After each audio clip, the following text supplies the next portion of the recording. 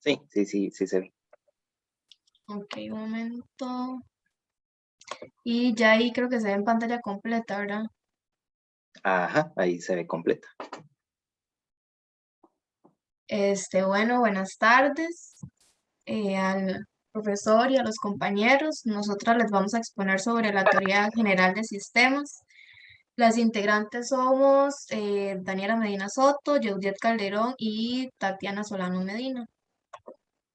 Para empezar, quisimos hacer una pequeña introducción del tema y es que la teoría general de sistemas es como una forma sistemática y científica que aproxima y representa la realidad, que también es como una orientación hacia una práctica estimulante para formas de trabajo transdisciplinarias.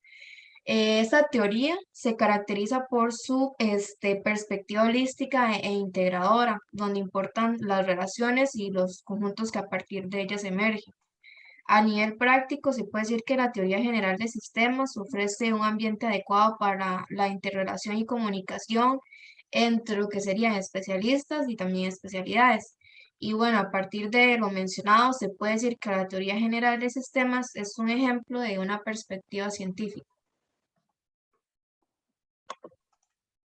El biólogo que vemos acá en la foto, Ludwig, fue quien acuñó la denominación de teoría general de sistemas. Para él, esa teoría debería constituirse en un mecanismo de integración entre lo que serían las ciencias naturales y también las sociales, y que al mismo tiempo fuera como un instrumento básico para la formación y preparación de científicos. Y bueno, ¿por qué es interesante examinar esta teoría? Es porque en ella se fijan distinciones conceptuales fundantes que han facilitado el camino para la introducción de su perspectiva, especialmente en lo que serían estudios ecológico-culturales, politológicos, de organizaciones y empresas y también otras especialidades antropológicas y sociológicas. Acá es importante mencionar que la teoría general de sistemas no reconoce limitaciones al usarla en lo que sería fenómenos humanos, sociales y también culturales. Se advierte que sus raíces están en el área de los sistemas naturales, es decir, organismos, y en el de sistemas artificiales, por ejemplo, máquinas. Entonces, entre más equivalencias se reconozcan entre organismos, máquinas, hombres y también lo que serían formas de organización social, mayores serán las posibilidades para aplicar correctamente el enfoque que tiene esta teoría general de sistemas. Diferente en casos donde, al ser contrario a lo que acabo de mencionar, no sería muy útil.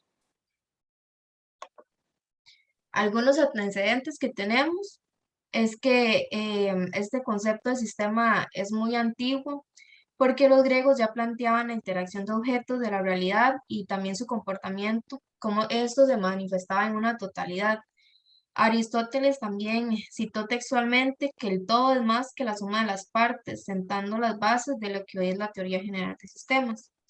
También es curioso mencionar cómo Darwin ubicó al hombre como parte del reino animal, Copérnico postuló que la Tierra no era el centro del sistema y Einstein fundó la teoría de la relatividad.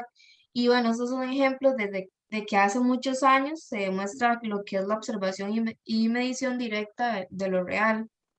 También en 1937 Parsons utilizó conceptos relacionados a esta teoría, como estructura, función, tensión y sistema, presentes en su libro La estructura de acción social. Y con respecto a los objetivos originales que tenía esa teoría, se encuentra el impulsar el desarrollo de una terminología general que permita describir las características, funciones y comportamientos sistémicos, desarrollar un conjunto de leyes aplicables a todos estos comportamientos y por último, promover una formalización matemática de estas leyes. Y ahora los dejo con mi compañera Juliet. Bueno, es importante reconocer algunas definiciones, y es que en las definiciones más corrientes se identifican los sistemas como un conjunto de elementos que guardan estrechas relaciones entre sí y que mantienen al sistema directo o indirectamente unido. Acá hay dos aportes, el de Morin en 1977, quien dice que el fenómeno que nosotros llamamos naturaleza no es más que esta extraordinaria solidaridad de sistemas encajonados edificándose unos sobre los otros. Y Rosney en 1975, quien dice que el enfoque sistémico es una metodología que permite tanto ensamblar como organizar los conocimientos para una mayor eficacia en la acción.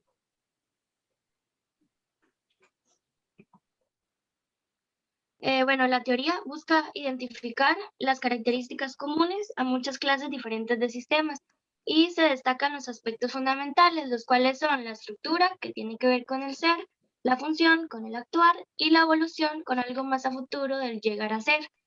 La teoría general de sistemas puede ser desagregada, dando lugar a dos grandes grupos de estrategias para la investigación en sistemas generales. El A, donde se concentran en una relación entre el todo, que corresponde al sistema, y sus partes, que son los elementos que lo conforman. Y el B, que son las distinciones conceptuales, se concentran en los procesos de frontera, la parte sistema-ambiente. Es conveniente advertir que, no obstante su papel renovador para la ciencia clásica, la teoría no se despega en lo fundamental del modo cartesiano. Entonces, así forma parte de sus problemas tanto la definición del estatus de realidad de sus objetos como el desarrollo de un instrumental analítico adecuado para un tratamiento lineal de los comportamientos sistémicos. Entonces, eso está dentro de la clasificación básica de sistemas generales. Estos sistemas se pueden clasificar de tres maneras distintas. El primero es según su entitividad. Entonces, los sistemas pueden ser agrupados en reales, ideales y modelos, mientras los primeros presumen más que todo la existencia independiente del observador, entonces es quien los puede descubrir. Los segundos ya son la parte de construcción simbólica, como en el caso de la lógica y la parte matemática, mientras que el tercer tipo ya corresponde a las abstracciones de la realidad, en donde se combina lo conceptual con características de los diferentes objetos. La segunda clasificación es con relación a su origen, y los sistemas pueden ser tanto naturales como artificiales, distinción que apunta a destacar la dependencia o no en su estructuración por parte de otros sistemas. Y la última clasificación es con relación al ambiente o grado de aislamiento. Y básicamente nos dicen que los sistemas pueden ser cerrados o abiertos, según el tipo de intercambio que establecen con los ambientes. Y ahora es importante conocer algunas bases epistemológicas de la teoría general de sistemas. Y es que el autor que comentó mi compañera en 1976 distingue en la filosofía de sistemas y dice que la filosofía de valores de sistemas se preocupa de la relación entre los seres humanos y el mundo, y señala que la imagen del ser humano diferirá si se entiende el mundo como unas partículas físicas que están gobernadas por el azar o como un orden jerárquico. Además, reconoce que la teoría de sistemas comprende un conjunto de enfoques que difieren tanto en el estilo y propósito, entre las cuales se encuentran la teoría de conjuntos, la teoría de los reales y la teoría de la información. Aparte, la ontología se preocupa de problemas tales como el distinguir un sistema real de un sistema conceptual, por ejemplo, las galaxias, los perros, las células y los átomos, y los conceptuales, que ya sería como la lógica, las matemáticas y la música. También la epistemología de sistemas se refiere a la distancia de esta teoría con respecto al positivismo o empirismo lógico. La filosofía de valores de sistemas se preocupa entonces en esta relación que ya mencioné anteriormente.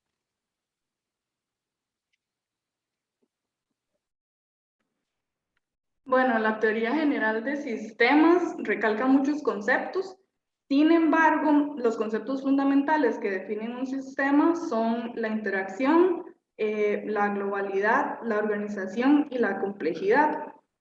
El concepto de interacción lo que describe es que las relaciones entre los elementos de un sistema son biunívocas, Es decir, que va a existir una correspondencia entre los elementos de una forma bidireccional y por ende las modificaciones que le ocurran a un elemento van a modificar a su vez la globalidad del sistema. Ahora, cuando se refieren a la globalidad, lo que hay que tener o lo que hay que entender es que las partes de un sistema deben ser comprendidas como una unidad y no deben ser tratadas como elementos separados. Entonces, cualquier componente que esté involucrado con el funcionamiento de un sistema nace del conjunto del sistema y no de cada una de sus partes. Por ende, el concepto de globalidad se puede explicar como una propiedad de un sistema por la que cualquier intervención que se realice sobre uno de sus elementos o subsistemas va a repercutir sobre todo lo demás. Después, la organización es la disposición de las relaciones entre los componentes o individuos que produce una unidad. Es decir, forma una relación entre elementos, individuos o eventos que a partir de ahí se convierten en los componentes de un todo. La organización es lo que va a asegurar que exista solidaridad o solidez en estas uniones y de esta forma le va a brindar al sistema la posibilidad de que pueda perdurar a pesar de que ocurran problemas a futuro. Y por último, el concepto de complejidad, en este caso no se debe confundir con el concepto de complicación, sino que indica la cantidad de elementos que posee un sistema. Y por otro lado, también sus potenciales interacciones y el número de estados posibles que se van a producir a través de estas interacciones. La complejidad de un sistema está más relacionada con la variedad y la variabilidad que pueda llegar a presentar. Entonces, se va a tratar más que todo de una medida comparativa.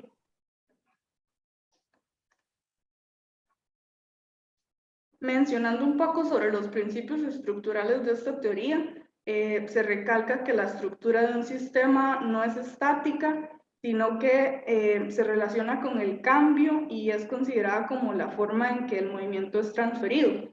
En este caso, las estructuras sociales y naturales no son más que las interacciones de los procesos en curso de cambio y desarrollo que ocurren a diferentes niveles.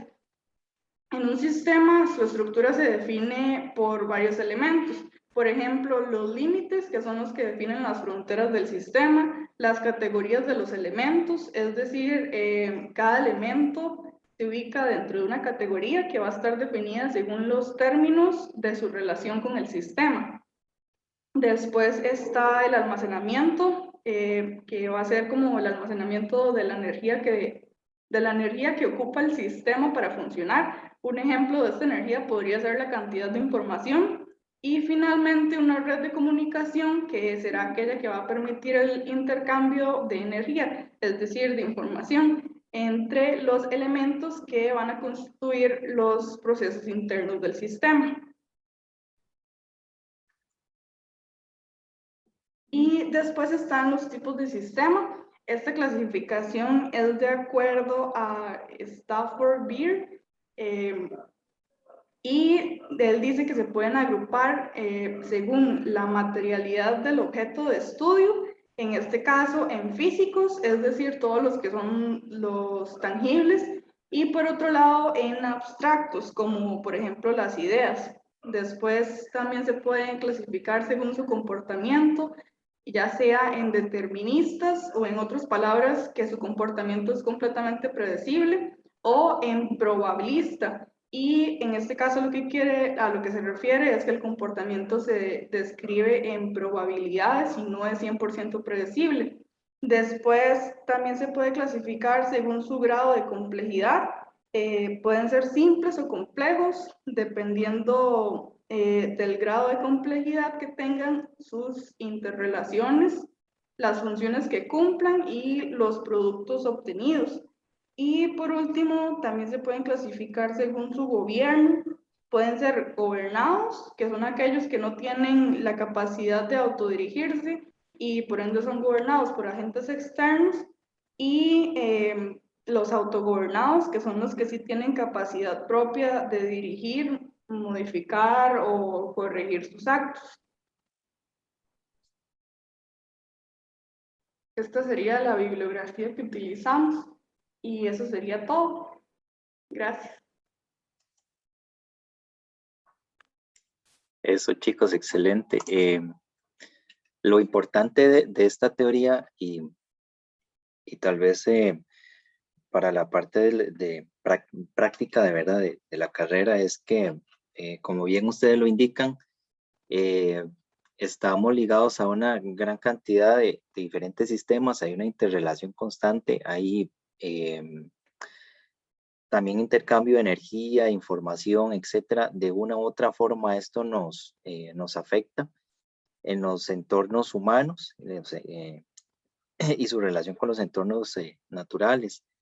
En las investigaciones que ustedes vayan a proponer después en el momento de tesis, es importante que ustedes tengan bien definidos los fundamentos teóricos con los cuales van a basar su proyecto de investigación y los conceptuales. Entonces, de la teoría general de sistemas nos ayuda un poco a explicar la complejidad de la interacción humana y ambiental, ¿verdad? Para la carrera, pues es fundamental. Por eso quería que investigaran un poquito sobre esto. Y nosotros, yo con mi grupo, nos basamos en la teoría general de sistemas para explicar el análisis y la interacción de sistemas de agua potable en una comunidad y resulta muy práctico y muy interesante ver todo el tema de interrelaciones. Y por supuesto en el mundo que vivimos lo podemos ver muy plasmado en el tema de variabilidad climática, todos los componentes, ¿verdad?, que son afectados ahí. En las organizaciones también es muy representativo en empresas. Ustedes han visto lo que ha pasado con el caso Cochinilla. Bueno, un movimiento brusco en todo el sistema de estas organizaciones, MOP, CONAVI, y cómo ha tenido diferentes repercusiones en otros sistemas, en comunidades, en el tema de mantenimiento de vías, etc. Entonces, el asunto no involucra solamente a dos instituciones, sino a una gran cantidad de organizaciones también. ¿Consultas, comentarios, chicos?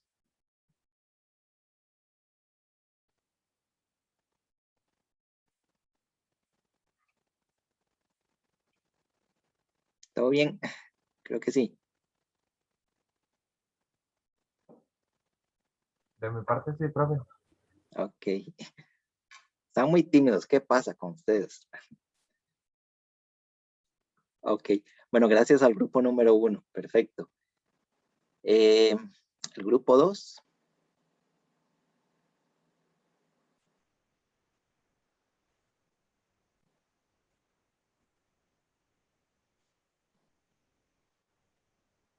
Grupo número 2.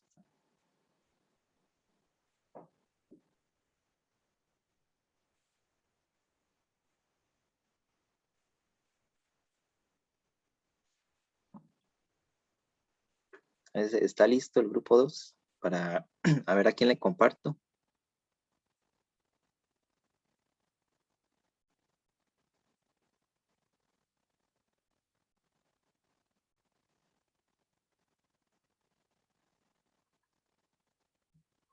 Chicos. Alondra, Francini.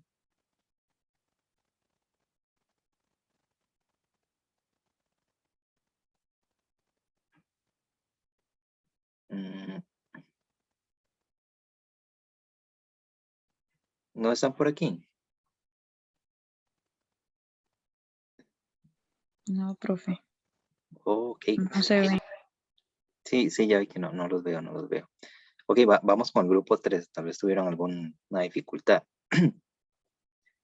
No sé, los compañeros del grupo 3, Steve, Priscila, Isaac. Profe, yo voy a compartir. Ah, ok, gracias, Priscila. Vamos a ver.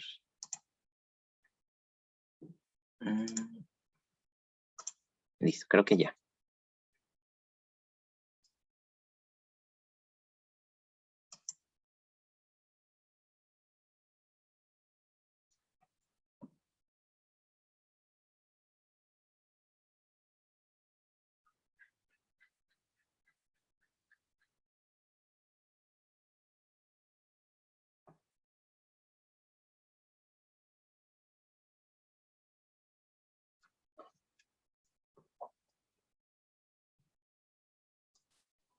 Bueno, buenas tardes.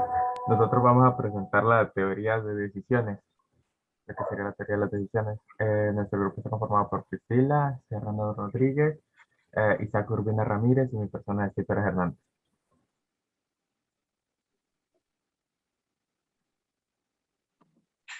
Para empezar, podríamos evaluar qué es una decisión. Eh, Estas son muy habituales en la vida diaria de todas las personas, pero al estar en contacto constante con ellas, desde que tenemos conciencia, las pasamos a tomar casi que inadvertidamente. Nosotros las decisiones pocas veces las evaluamos, solo como cuando notamos que son realmente importantes o relevantes o que pueden tener un efecto importante, ya que desde que nos levantamos estamos tomando la decisión de hacerlo y ponernos los zapatos para realizar actividades durante todo el día. Entre los elementos que caracterizan una decisión o que debe tener una decisión está el sujeto, que sería como una persona o una organización o algún ente que pueda tomarla o plantearla. Las alternativas que, por lógica, una decisión tiene que tener más de una opción o más de una alternativa porque si no, no habría que decidir. Y criterios. El criterio sería como tener la determinación para poder tomar esa acción que estamos decidiendo. Al momento de nosotros decidir algo o de tomar una decisión, tenemos que tener como la determinación para poder ejecutarlo.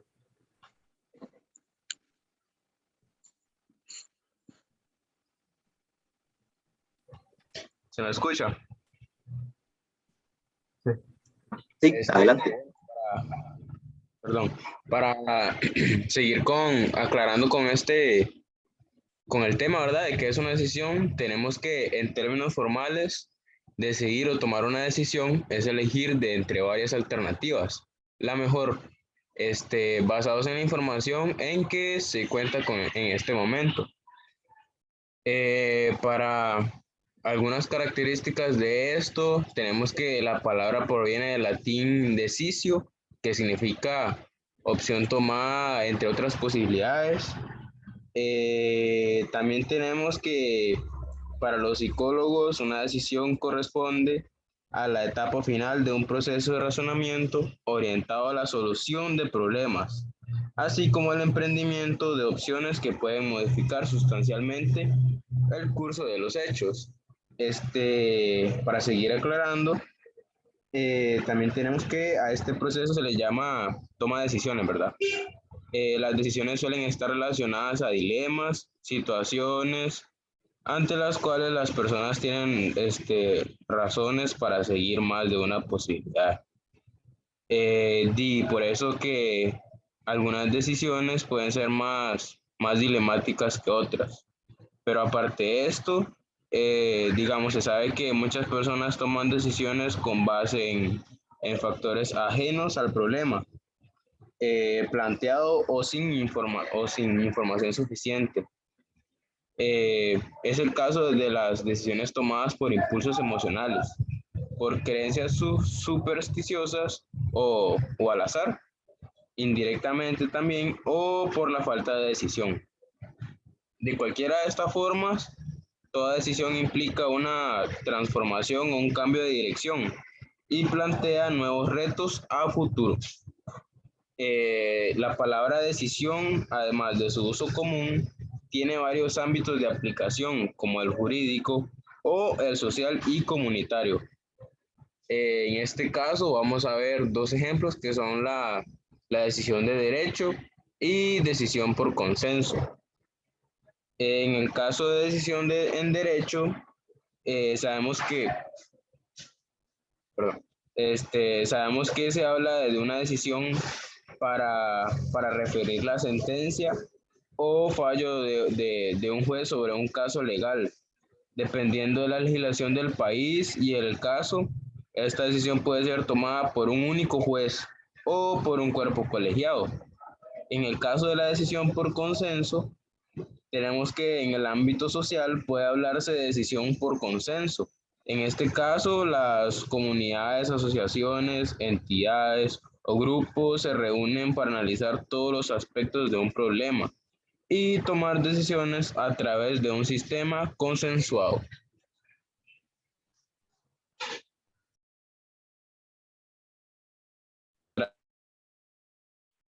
En los tipos de decisiones, tenemos que, dependiendo de la cantidad de información y la certeza de tal, se puede prever el nivel de riesgo de cada decisión en diferentes aspectos de la vida.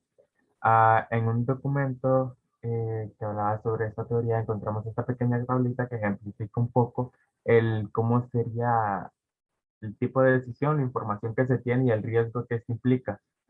En las decisiones en donde las condiciones son de certeza, la información suele ser clara, exacta y completa, por lo que el riesgo es bajo, lo cual es como un poco lógico porque si tenemos como claro de las cosas que pueden suceder, podemos como apostar más fácilmente. En las condiciones de riesgo tenemos con probabilidad de ocurrencia, o sea que todavía no sabemos si puede o no suceder, que está como en el medio de que es como un 50-50, por eso el riesgo sería medio. Y tenemos las condiciones de incertidumbre, que la información suele ser muy escasa o nula. Estas decisiones son cuando nos dan como solo un pequeño, como una pequeña parte de la información o es algo como muy misterioso, como un ejemplo lo que sería la lotería, o sea, solo tenemos seguro que va a caer un número, pero son 99, entonces es como de riesgo alto.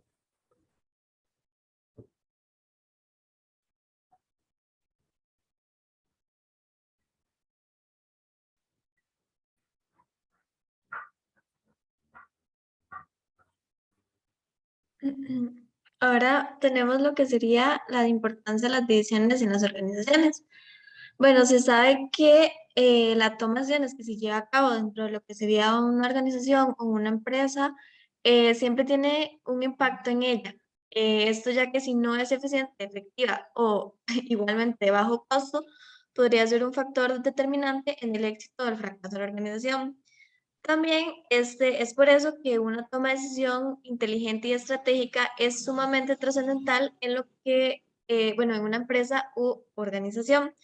Además de que otro aspecto muy importante es que se contemple la información, ya que esta puede llevar a una decisión certera y de poco riesgo, como comentaba anteriormente mi compañero. Esta debe estar siempre respaldada con lo que sería fuentes confiables de información, ya que así cuando se va alcanzando los resultados de las acciones que ya están determinadas y planeadas, la utilización correcta de lo que sería la información nos va a permitir compararla con los efectos, perdón, los efectos con lo que serían los moldes ya establecidos y en este caso pondríamos en marcha lo que serían las medidas correctoras. Y ya lo que serían las características, se tiene que una empresa u organización debe ser flexible y dinámica para adaptarse a los cambios en el mercado, además de siempre tratar de encontrar las mejores soluciones en cada momento, ya que este proceso debe alinearse siempre con lo que serían los objetivos de la sociedad y también las circunstancias internas y externas de dicha empresa. También un directivo siempre debe entender lo que es la situación a la que se va a presentar. Y bueno, tanto cuando se lleva a cabo una toma de decisiones en la organización, el directivo, además de entenderlo, también debe tener la capacidad de analizarla, evaluarla, de reunir alternativas y también de considerar los diferentes tipos de variables que se pueden presentar, entre otras. Esto con el fin de que se encuentren soluciones razonables o que la toma de decisiones sea basada en lo que sería la racionalidad. También se sabe, como anteriormente comenté, que una de las bases que sustenta lo que sería una buena toma de decisiones es que en cualquier tipo de organización es que siempre se aproveche el conocimiento y la información, ya que pues si se toma una decisión que posee bastante conocimiento de los sucesos que encierran el problema o de algún contexto similar, se puede aplicar el conocimiento para seleccionar el curso de acción que sea favorable al problema que estamos enfrentando. Y por último, lo que serían las decisiones en la salud pública, se tiene que es bastante importante, ya que este proceso implica lo que sería en los gobiernos que respondan continua y correctamente a las circunstancias cambiantes en la salud de las personas, eh, ya sea anticipando lo que serían las amenazas o también emergentes o también identificando formas para controlarlas.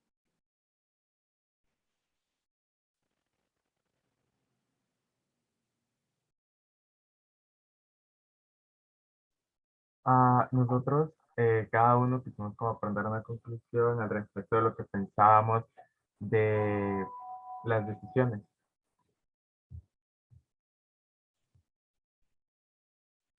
Tenemos como una de las conclusiones que debido a la constante interacción de las decisiones, las tomamos inconscientemente en la mayoría de las ocasiones, pero siempre se debe tener en cuenta la información y la validez de esta para tomarla menos riesgosa. Como mencionamos y enmarcamos, la información es sumamente importante, ya que el tener claro a qué nos vamos a enfrentar es sumamente importante para tomar la decisión correcta y que esta no impacte en en todos los demás aspectos. La siguiente conclusión, bueno, que tuve yo de mi parte, ¿se me escucha? Sí. Ok.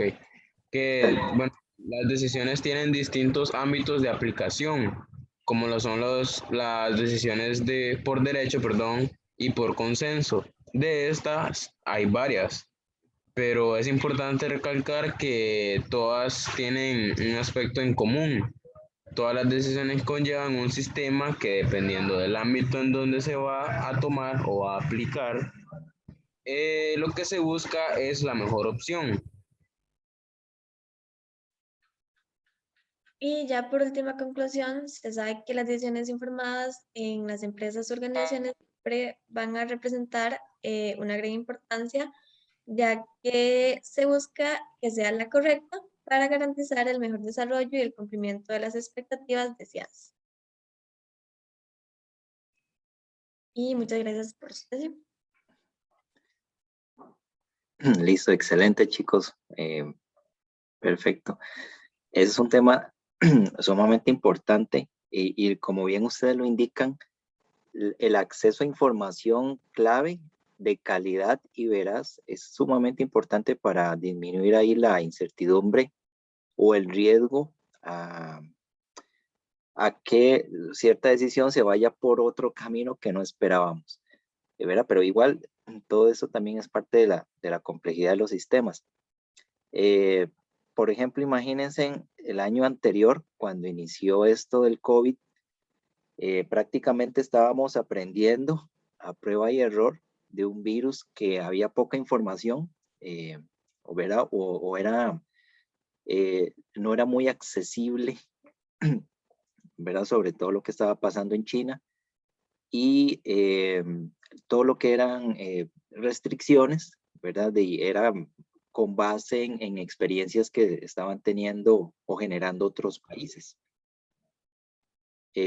Entonces, este tema de decisiones, especialmente en salud ambiental, salud pública, es súper importante. Por ejemplo, también en el tema, bueno, un sistema de tratamiento de aguas residuales, un sistema de recolección de residuos sólidos ordinarios, ¿verdad? ¿Qué información cuento para establecer un sistema de este tipo? ¿Qué indicadores, qué datos, etcétera? Es sumamente importante. ¿Algún comentario, chicos? ¿Todo claro? Con el grupo número 3, ¿sí? De mi parte, sí, profe, todo claro. Ok, perfecto. Vamos con el grupo 4, teoría del comportamiento humano. No sé, Priscila 2 y Jamie.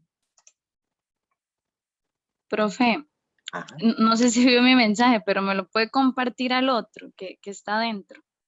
Por favor, para no dar el permiso para yo compartir, por favor. Ok, a vos. Pero al otro, profe, que sale, la otra que sale Jamie y Marcela. Por favor. Aquí está. Perfecto.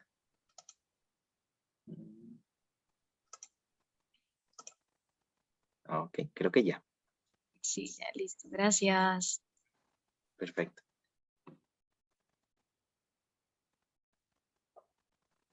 Lo ven, ¿verdad? Todos. Sí. Bueno, buenas tardes, profesor y compañeros y compañeras. El tema que nos correspondió fue sobre teoría del comportamiento humano. Bueno, básicamente esta teoría lo que analiza es a las personas y a su comportamiento de manera individual, basándose en que la motivación mejora la productividad en una empresa o a nivel organizacional. También para la mejor comprensión de los recursos humanos en el ámbito laboral, es importante conocer las causas que originan la conducta humana. El comportamiento es causado, motivado y orientado hacia objetivos. En tal sentido, mediante el manejo de la motivación, el administrador puede operar estos elementos a fin de que su organización funcione adecuadamente y los miembros de esta se sientan más satisfechos y logren su realización en tanto se controlen las otras variables de la producción. En este apartado vamos a ver las teorías desarrolladas sobre la teoría del comportamiento humano y cuáles fueron sus principales exponentes. Tenemos la teoría X y Y, que fue propuesta por Douglas McGregor. Él fue un economista de Estados Unidos, fue profesor en la Escuela de Gestión Sloan del MIT Administración y presidente del Antioch College desde 1948 hasta 1954. Además, enseñó en el Instituto Indio de Gestión de Calcuta. Él tiene, bueno, esta teoría lo que explica es dos formas de pensamiento que van desde la teoría X y la teoría Y. Estas son dos teorías compuestas de dirección. En la primera, o sea, en la teoría X, los directivos consideran que los trabajadores solo actúan bajo amenazas. Y en la segunda, en la teoría Y, los directivos se basan en el principio de que la gente quiere y necesita trabajar. Vamos a ver un poco sobre lo que es la teoría X y cuáles son las premisas que él propuso. Una de las premisas es que los seres humanos promedio poseen disgusto inherente por el trabajo y lo evitarán tanto como sea posible. Dada esta característica humana de disgusto por el trabajo, la mayoría de las personas deben ser obligadas, controladas, dirigidas y amenazadas con castigos para que se desempeñen los esfuerzos necesarios para el cumplimiento de los objetivos organizacionales. Y por último, que los seres humanos promedio prefieren que se les dirija, desean evitar toda responsabilidad y poseen una ambición limitada y por encima de todo ansían seguridad. En la teoría Y se habla que los directivos consideran que sus subordinados encuentran en su empleo una fuente de satisfacción y que se esforzarán siempre por lograr los mejores resultados para la organización. Siendo así, las empresas deben liberar las aptitudes de sus trabajadores en favor de dichos resultados. Y la teoría Y es la precursora de la integración de los objetivos individuales con los corporativos. En ella se basan, por ejemplo, los círculos de calidad.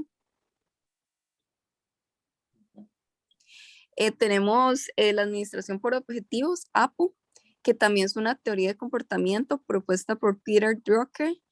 Él fue un consultor y profesor de negocios, tratadista austriaco y abogado de carrera, considerado uno de los mayores filósofos de la administración, también conocida como management del siglo XX. Fue autor de más de 35 libros y sus ideas fueron decisivas en la creación de la corporación moderna. Drucker escribió múltiples obras reconocidas a nivel mundial sobre temas referentes a la gestión de la organización, sistemas de información y sociedad del conocimiento, área en el cual es reconocido como padre y mentor en conjunto con Fritz Machlup. Y bueno, también la administración por objetivos se denomina dirección por objetivos o administración por resultados, que es un enfoque más gerencial que data de la década de los 60.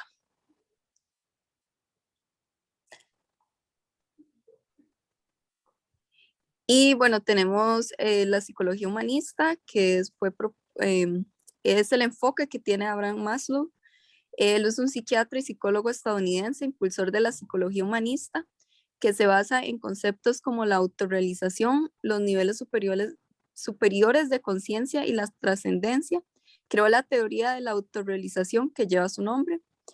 En obras como Motivación Personal y Personalidad de 1954, Psicología del Ser 1962 y La Psicología de la Ciencia 1966. Maslow postuló que cada individuo tiene unas necesidades jerárquicas, fisiológicas, afectivas, de autorrealización que deben quedar satisfechas y que el objetivo fundamental de la psicoterapia debe ser la integración del ser. Aquí vemos la pirámide, que es la que habla Maslow, que como podemos ver, en la base tenemos las necesidades básicas o fisiológicas, que son biológicas también. Esta es la base de la pirámide y sobre este nivel se construye el resto de las necesidades. La necesidad más básica sería la de supervivencia física y esta sería la primera en motivar nuestro comportamiento. Y bueno, estas necesidades son las únicas inherentes en toda la persona, por ejemplo, respirar, vestirse, alimentarse, descansar, el sexo. Se cubre sobre todo lo relacionado con el ser humano para que pueda sobrevivir. Luego tenemos las necesidades de seguridad. Esto se refiere a todos aquellos aspectos que nos hacen sentir de forma segura para mantener un orden y una seguridad en la vida y poder vivir, por ejemplo, sin miedo. Es decir, por ejemplo, seguridad física, que sería la salud, tener dinero, el trabajo que tenemos, necesidad de una vivienda, donde habitar. En esta etapa se cubren las necesidades que las personas necesitan una vez ya hayan sido cubiertas las necesidades biológicas, como más que todo como lo secundario después de lo biológico, ¿verdad? Luego tenemos las necesidades sociales, que bueno, una vez cubiertas las necesidades que anteriormente mencioné, este nivel se relaciona con las necesidades sociales que implican sentimientos de pertenencia, es decir, sentirse integrado en la sociedad a través de las relaciones, por ejemplo, las interpersonales y el desarrollo afectivo, lo emocional, lo que lleva a las amistades, la pareja, tener familia, ser parte de un grupo, recibir y dar afecto. Y bueno, después tenemos las necesidades de estima o reconocimiento, que esto se relaciona con la confianza, con la reputación, la moral. Y bueno, de hecho Maslow las clasificó en dos categorías, que es la autoestima, independencia, confianza en uno mismo, dignidad, logro y bueno, entre otras. Y por último tenemos las necesidades de autorrealización, que bueno, este nivel se trata del nivel más alto y únicamente puede ser satisfecho una vez que todas las demás necesidades que mencioné anteriormente han sido alcanzadas. En esta etapa es cuando el ser humano busca, por ejemplo, su crecimiento personal y desarrollar todo su potencial para lograr alcanzar sus metas y lograr tener éxito. Son personas autorrealizadas, aquellas que son conscientes de sí mismas y se preocupan por las opiniones de los demás, como lo que mencionaba anteriormente, como la moralidad. Y bueno, él también dice que este quinto nivel es el más racional y el que nos diferencia de los animales, ya que, bueno, el resto lo hacen por necesidad de carencia.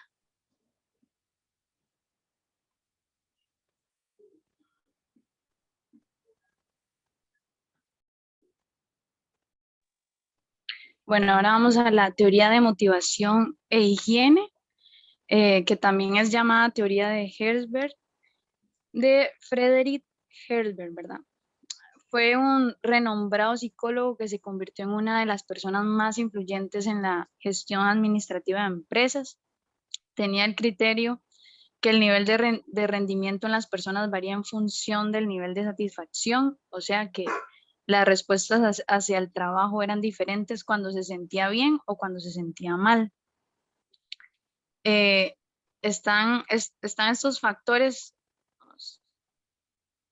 factor de motivación, que también factores, bueno, estos factores, perdón, proponen, están los factores intrínsecos, se relacionan con la satisfacción laboral, que sería de motivación, que es los logros, reconocimiento, responsabilidad, progreso, crecimiento, que vemos que se refieren al contenido del cargo, a las tareas y a los deberes relacionados en el cargo.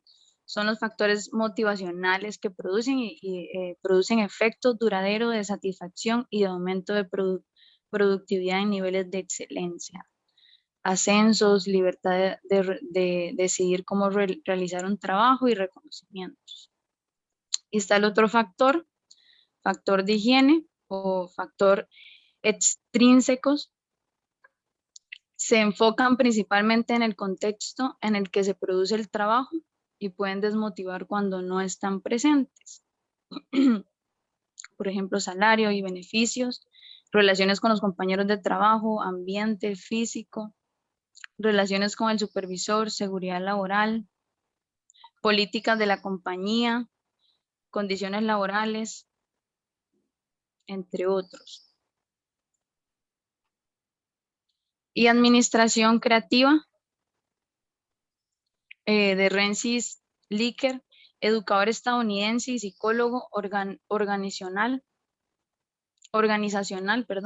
conocido por sus investigaciones sobre estilos de gestión. Desarrolló la escala Likert y el modelo de vinculación, fundador del Instituto de Investigación Social de la Universidad de Michigan y fue su director desde su creación en 1946 hasta 1970. Dedicó especial atención a la investigación en las organizaciones durante los años de 1960 a 1970. Sus libros sobre la teoría de la gestión fueron sumamente populares en Japón y su impacto es visible en la organización de las empresas japonesas modernas.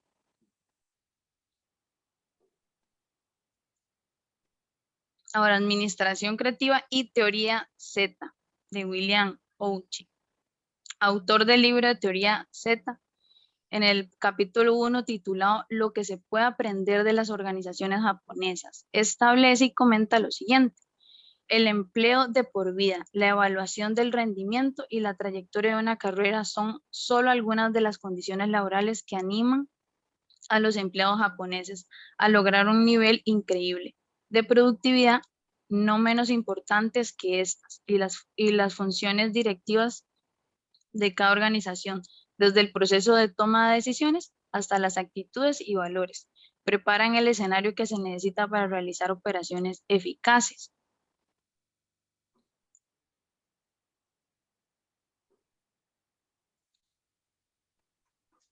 Ahora unos pasos de la teoría Z.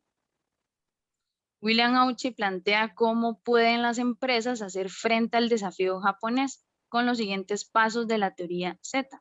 Primer paso. Comprender la organización Z y el papel que usted desempeña. Para empezar, pida a cada uno de los directivos implicados que lean un poco y se familiaricen con las ideas de la teoría Z. Segundo paso. Analizar la filosofía de su compañía. El enunciado de los objetivos de su empresa, su filosofía, confiere al individuo al sentido de los valores con los cuales debe trabajar y conforme a los cuales debe vivir. Tercer paso, definir la filosofía de dirección deseada e involucrar al líder de la compañía una vez que haya quedado totalmente aclaradas las prácticas que prevalecen inadecuada. ¿Cuáles están reñidas con otras prácticas y donde se encuentran las omisiones? Cuarto paso, poner en práctica la filosofía creando tanto estructuras como incentivos. Es cierto, sentido del sistema formal que determina a quién debe rendir cuentas, a quién sirve. Esto para cubrir los errores ocasionales en información y cooperación.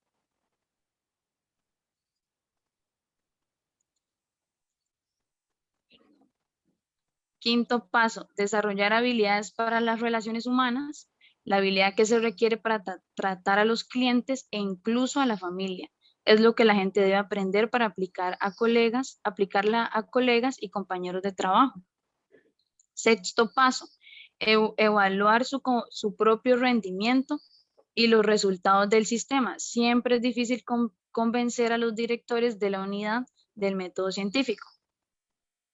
Séptimo paso, involucrar al sindicato. En algún momento, de preferencia antes que se discutan cambios significativos en las condiciones de trabajo. Octavo paso, cómo hacer que que el empleo se vuelva más estable. La estabilidad del empleo es en parte uno de los resultados directivos de la política. 9º paso.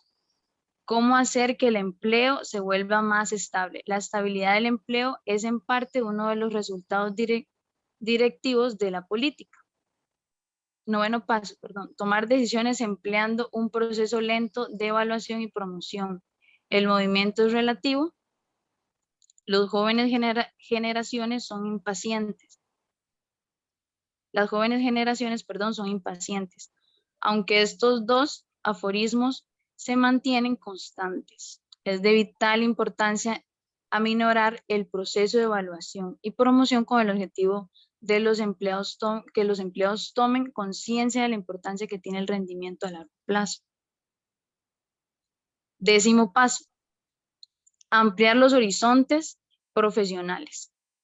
En los últimos años, a medida que se ha vuelto más evidente que la economía de Estados Unidos ha entrado en una etapa de recesión, la investigación se ha centrado en el ejecutivo profesional de mediano nivel, de edad madura, que tiene pocas posibilidades de seguir progresando.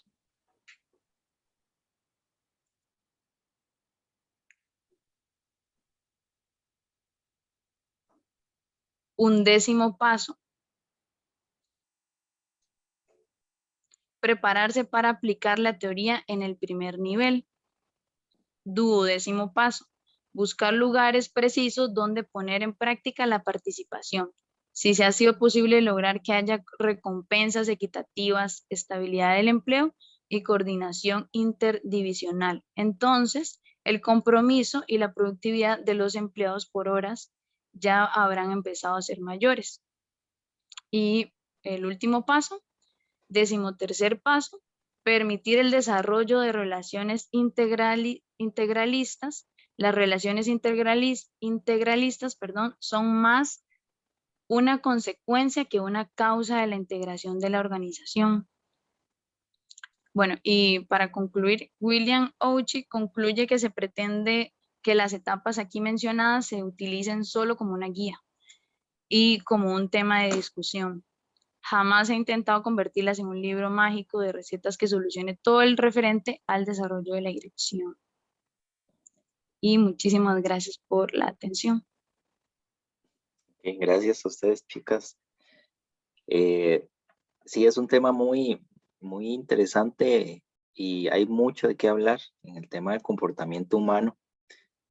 Por supuesto que somos una de las especies más complejas, tal vez la más compleja que hay en la naturaleza. Viendo, por ejemplo, el tema de la pirámide de Maslow, el último pilar arriba, pues, explica un poco por qué hay personas que tienden a hacer acciones filantrópicas, ¿verdad? O establecer acciones, ¿verdad? Porque igual que no se les está pagando, pero que ellos se sienten bien consigo mismos. Y para las empresas, todos estos avances en explicar el comportamiento humano son sumamente valiosos en el tema de productividad y la cultura organizacional. Más adelante vamos a ver qué elementos tiene la cultura organizacional de una empresa o una organización cualquiera. Y por supuesto los tipos de liderazgo, ¿verdad? Que esto involucra. No sé si hay alguna consulta o comentario del grupo adicional.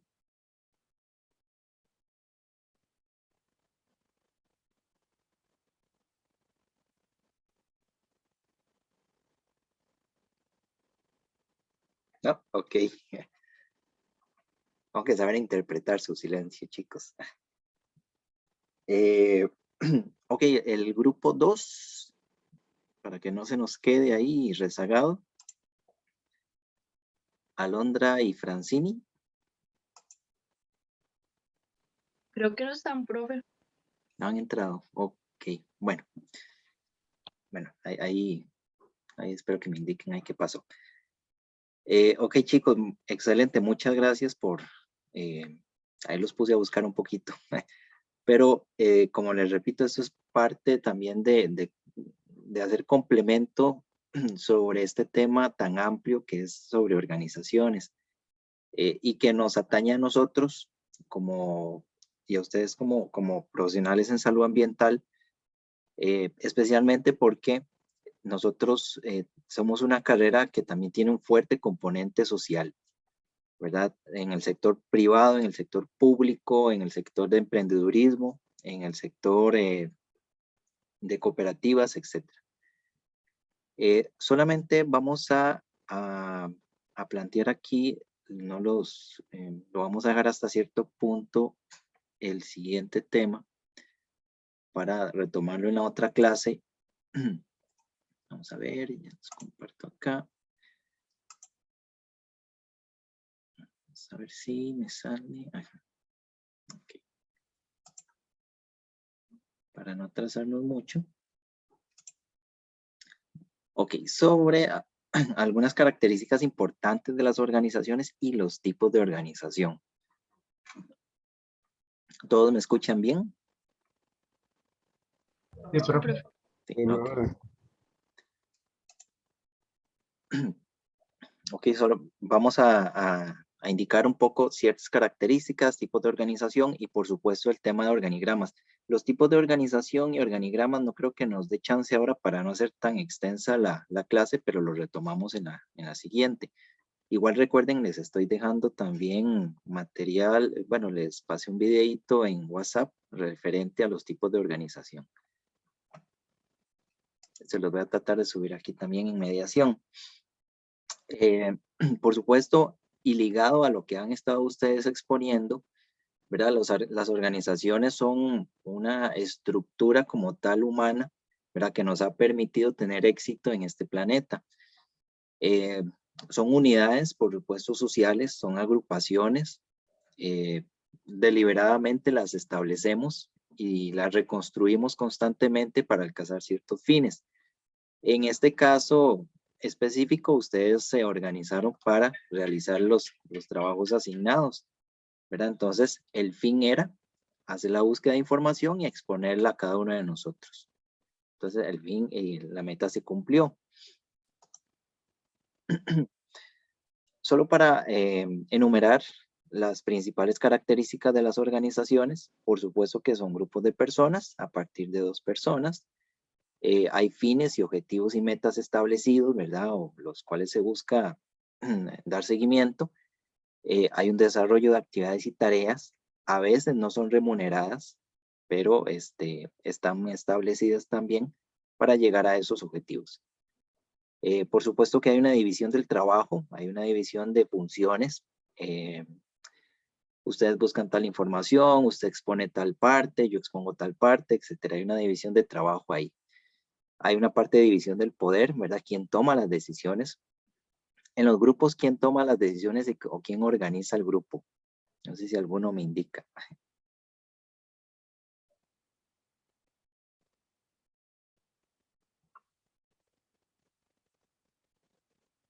En sus grupitos, ¿quién toma decisiones, chicos? Bueno, mi grupo, creo que Daniela. Ah, ok. Daniela es la jefa innata ahí.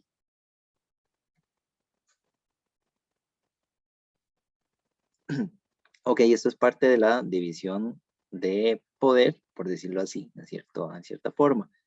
Hay un orden normativo, ¿verdad? Y un ordenamiento interno para llegar a la consecución de esos fines planteados. Por supuesto que tenemos límites definidos, ¿verdad? De acuerdo al contexto y el ambiente. En este caso, yo solamente le solicité primero una presentación, ¿verdad? El límite definido es una presentación visual, no sin trabajo escrito, y el tema hasta dónde tenía que llegar, sin ser exhaustivos, en verdad, en ciertos temas. Los centros de poder, ¿verdad? Son ejercidos dentro y fuera de la organización, especialmente cuando hay organizaciones que trascienden fronteras, y la trascendencia más allá de las vidas de los miembros, ¿verdad? Hay organizaciones que tienen larga data y se renuevan o cambian, ¿verdad? Conforme las exigencias del mercado o del entorno. Por ejemplo, General Electric inició con el tema de electrificación y ya sabemos lo que representa esa empresa actualmente, ¿verdad? Tiene varias líneas de acción. Línea blanca, electrónica, etc. Entonces, trascienden el tiempo y trascienden las generaciones. Igual, por ejemplo, Ford. Es así que podemos afirmar que como seres humanos, pues, vivimos en un mundo organizacional, nacemos dentro de las organizaciones, la organización más básica para nosotros es la familia, ¿verdad? Nos educamos en ellas, nos educamos en las condiciones del Estado, del sistema educativo, y consumimos gran parte de nuestro tiempo trabajando en ellas, ¿verdad? En el caso, ustedes ahorita están inmersos dentro de la organización de la Universidad de Costa Rica, posteriormente van a asumir otros roles en otras organizaciones, llámese empresa, etcétera. Entonces, estas afirmaciones, pues, por supuesto que son correctas. Y no se concibe casi ningún desarrollo de productos o servicios, sino a través de organizaciones, ¿verdad? Todo lo que nos rodea es hecho gracias al esfuerzo, coordinación y la consecución de objetivos muy específicos.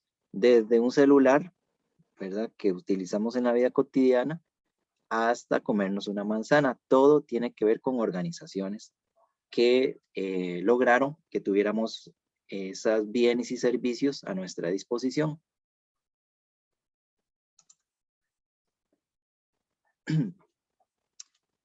Vamos a iniciar aquí, nada más, y lo dejamos para la próxima clase, sobre algunos de los tipos más característicos de organizaciones. Vamos a ver en el tema de la tipología con enfoque estructuralista, y después vamos a ver otros tipos un poco más comunes, ¿verdad?, dentro de las empresas. Este enfoque estructuralista pues analiza esas relaciones entre organizaciones en un sistema complejo social, ¿verdad?, que estamos rodeados constantemente. Esos intercambios de energía, esos intercambios de información, el contexto, ¿verdad?, en el cual está inmerso, y también estudia cómo se definen esos grupos formales e informales en una organización. Entonces, de aquí, de ese enfoque, tenemos 4 tipos de organización en el enfoque estructuralista. Tenemos las empresas como tales, los organismos públicos, las organizaciones de la sociedad civil y las cooperativas. Vamos a mencionar hoy estas 2 primeras. En el tema de las empresas, ¿verdad? ¿Qué es una empresa como tal? Por supuesto que es una organización económica, tiene propiedad pública o privada o mixta, ¿verdad? De acuerdo a sus fines o intereses. Existe capital, ¿verdad? Hay capital humano, hay mano de obra especializada o mano de obra menos técnica. Hay tecnología involucrada en una empresa. Y también hay inmersos riesgos y actividades principales. Puede ser lo que es extracción de algo, fabricación de algo, algún servicio que se dé o algún bien, alguna mercadería, etc. Y el fin de ellas es también prestar servicios para satisfacer una necesidad identificada dentro de las sociedades. Y por supuesto cobramos por eso, o cobran por eso las empresas. Dentro de los tipos de empresas tenemos los que son organismos públicos, ¿verdad?, creados por supuesto por el Estado. El Estado es una de las instituciones más importantes, aparte, por ejemplo, de la religión o de la familia. El Estado tiene 3 niveles generalmente, lo que es el nivel nacional, el provincial y el municipal o local. Y en nuestro caso, para nuestra realidad, hay 3 niveles de poder, ¿verdad? En la parte estatal, el ejecutivo, el legislativo y el judicial. Y la creación de estas instituciones, organismos públicos, ¿verdad?, obedece a directrices o necesidades constitucionales, provinciales también, de creación de leyes específicas, y necesitan también ¿cómo le diríamos? Ese apoyo legal para que existan. Entonces, en el caso de la administración pública, ¿verdad? Esos organismos públicos desarrollan actividades y prestan servicios que están a cargo del Estado. Podemos mencionar una gran cantidad, en Costa Rica sobran, pero, y a veces se traslapan o a veces duplican funciones, pero el ideal de eso es servir a las comunidades. Luego tenemos organizaciones no gubernamentales, ¿verdad? Las famosas ONGs. Estas organizaciones responden al tercer sector u organizaciones de la sociedad civil. Son organizaciones plasmadas en la parte del sistema social, ¿verdad? Precisamente es tercer sector porque no son empresas, no forman parte del Estado, pero requieren o están ideadas para satisfacer una necesidad en esa matriz social. Tenemos ONGs que son privadas o voluntarias, pueden ser partidos políticos, clubes, fundaciones, y se sustentan a través de donaciones o intereses sectoriales. No sé si alguno ha trabajado para una ONG o conoce alguna ONG en sus comunidades.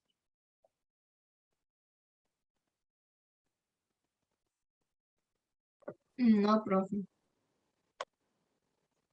Ok, bueno, hay una gran cantidad y gama de ONGs, ¿verdad? Están desde la parte que nos compete en la parte de salud y ambiente. Por ejemplo, Mar Viva, pues es una ONG bastante representativa. Igual hay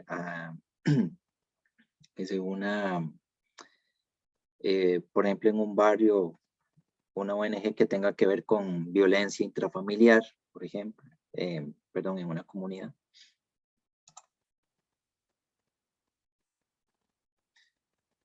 Y tenemos el tema de las cooperativas, ¿verdad? Las cooperativas es un espíritu de lucro. Básicamente no hay un interés especulativo como las empresas como tal, que están formadas para que sean rentables. Y las personas se organizan en torno a una cooperativa para perseguir ciertos objetivos, ¿verdad? Puede ser una cooperativa para agricultores, para el sector, por ejemplo, de granos, ¿verdad? Son objetivos comunes que ellos necesitan suplir y se organizan para sobrevivir en algunas condiciones difíciles de competencia. Y como les repito, difieren de la parte de las empresas porque su ánimo no es lucrar. Generalmente son privadas, giran en torno a un sistema de valores del cooperativismo como tal. Por ejemplo, lo que es dignidad del trabajo, solidaridad, equidad en relaciones humanas. Tienen tratamientos especiales para el capital y se redistribuye equitativamente los beneficios. Si alguno de ustedes está en cooperativas, ustedes verán que cada año se distribuyen los, ¿cómo se llaman? Los dividendos, ¿verdad? De sus afiliados. Y si no están, pues, bueno, se pueden involucrar, ¿verdad? Es de libre adhesión, ¿verdad? Cualquier cooperativa de las que existen en el país. Ok, chicos. Por la hora, para no ser tan larga también, pesada la grabación, vamos a dejarlo hasta aquí. Después vamos a hablar sobre los tipos de organizaciones más frecuentes y las combinaciones que hay en tipos de organización y los organigramas. No sé si hay alguna consulta, duda hasta aquí. De mi parte, todo bien, profe. De mi parte igual, bro. Ok. Y voy a dejarles una lectura y aparte de eso también unos temitas. La lectura ustedes la hacen individualmente, pero los temas que voy a indicarles, que es igual que el ejercicio de hoy, es para que investiguen y presenten en clase, ¿verdad? Sobre, ahondando un poquito en las teoría de la complejidad, ¿verdad? Entonces, algunos temas son interesantes, por decirlo de alguna manera, entonces ahí lo van a exponer. Recuerden que cada una de estas asignaciones tiene un valor de 5%, entonces, porfa, no pierdan puntos porque la idea es que ustedes también investiguen y aprendan sobre este tema. Ok, Profe, chicos. Ajá. ¿estos trabajos serán en los mismos grupos o...? Sí, es en los mismos grupos que están, exactamente. Ah, ok. Profe, Ajá. con la lectura hay que hacer como algún resumen o, bueno, un esquema o algo así. O es solo leer y ya.